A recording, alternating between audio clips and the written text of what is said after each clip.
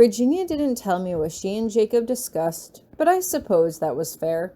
I wrote to Virginia's parents to tell them that, unfortunately, we would be unable to host the wedding at Ravine Cottage, but, as luck would have it, I had already secured them a reservation to host the wedding at the Glen. I hadn't, personally, but Minnie was a pro when it came to organizing events, and so we left the wedding planning up to her. At least Hieronymous was happy that I was standing my ground and refusing to give in to Virginia's parents.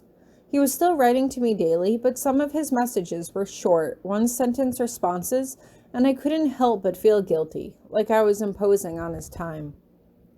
Since I didn't want to burden Hieronymous with lengthy letters that he wouldn't have time to read, I spent more time meditating on the orb that Melodia had given me. After about a week of focusing, I was able to see a book sitting open on top of a desk, but all of the pages were full of black squiggly lines and not actual words. Maybe it was a sign that I needed to study harder? Still, our anniversary was fast approaching, and it was something to look forward to, so I didn't have to think about the drama between Virginia and Jacob. They didn't act any differently towards each other in our study sessions, but they were getting into so many arguments during sports club that it was starting to feel like we spent more time mediating and less time actually playing. But sports club was still sports club, and I was happy to be able to play sports again. I was happy to go to classes with my friends and actually start learning magic again. We were still learning about long-distance spells, and, during one class, we all went out to the woods where we practiced casting lightning down on a tree sitting on top of a hill. I didn't know when I would ever have to attack a tree from a distance, but it was a fun class nonetheless. After class, Minnie, Jacob, Virginia, Donald, and I are all sitting around the library studying. Donald had been getting more and more taciturn and quiet.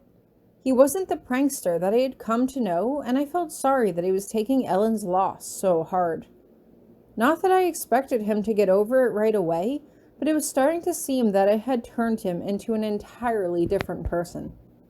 I didn't know if it was my place to say anything, and considering that he probably still blamed me, at least partially, for what happened to her, I figured I was probably the worst possible person to try to talk to him. "Hey, Tori, I have to ask you something," Minnie says as she turns to me, and I look up from the book that I had been reading. She and Virginia had been having a conversation about black magic, but I had tuned them out to focus on blue magic. It was my favorite type of magic, and it was Hieronymus' specialty, so I wanted to make him proud and learn as much as I could before I graduated. "About black magic?" I asked blankly. "That's your area of expertise, not mine." "No, actually," she says. "Have you been going to white magic recently?" I shake my head. "No, not really. Professor Potsdam is teaching it, and I'm trying to stay out of her way. That, and I really want to impress Hieronymus with as many blue magic spells as I can learn before I graduate." "That makes sense," Minnie replies, "but I wanted to let you know that we're going to be starting to learn about memory spells next week." "Memory spells?" I ask blankly. I totally forgot that we learned about that this year. They all turn to look at me. Okay, bad choice of words. I've read part of one of his senior textbooks on memory spells my second year, but it was all really theoretical. "I remember you said once that you wanted to study memory magic," Minnie continues, "so I didn't know whether you would be interested, or whether you might want to stay away from it." "I'm honestly not sure," I say, making sure to keep Hieronymus' memory experiment out of my mind. The less people knew about that, the better. I mean, it's complicated. Part of me does, but part of me doesn't want to bring up any bad memories, especially without Hieronymus here. Virginia wrinkles up her nose. What is he knew about memory spells? If he was a master of them, he should have fixed you right up when Damien shielded them from you, no questions asked. They're not his specialty, but it would be nice to have his support, I say after a moment, just in case it does bring back any triggering memories or anything like that. It would be just nice to have him here.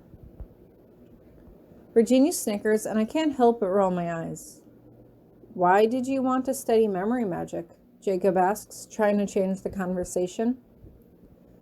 Just after what happened to me, I wanted to try to help other people who had their memories messed with, I explain.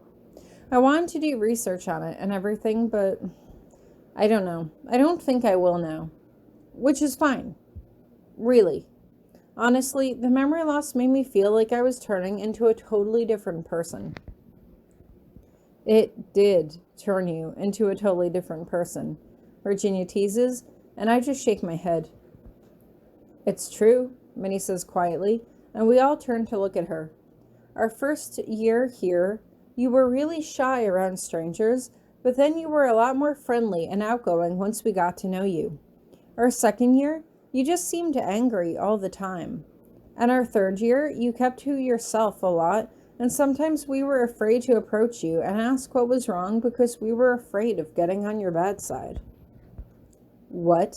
I ask blankly as I turn around to look at all of them. They're all avoiding my eyes. Why didn't you tell me? I don't know, Virginia says with a shrug. You were always sneaking around with Ellen. We didn't want to get in the middle of that. Plus, we figured things might have been going sour with Hieronymous, and we didn't want to get in the middle of that either.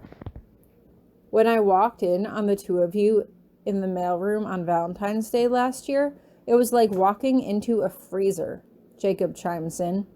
But obviously, that wasn't our business, and we're glad that you two seem to have worked things out. I obviously couldn't tell him why I was sneaking around with Ellen, I admit. He didn't like me sneaking out at night.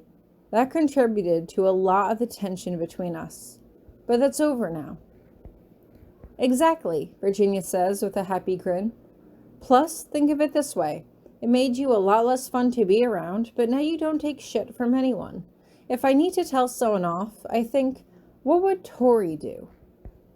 You don't seriously think that, I say with a roll of my eyes, and they all just shift uncomfortably. Really? All of you?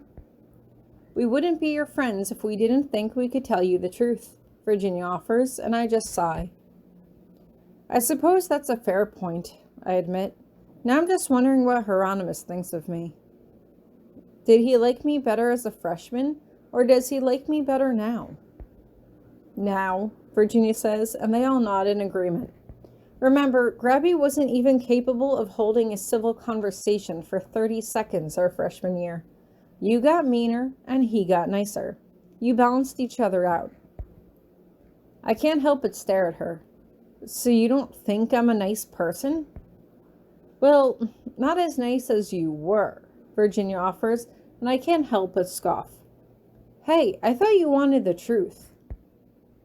I feel like we've gotten way off topic, I say quickly. But putting that aside, I do appreciate that you can talk to me.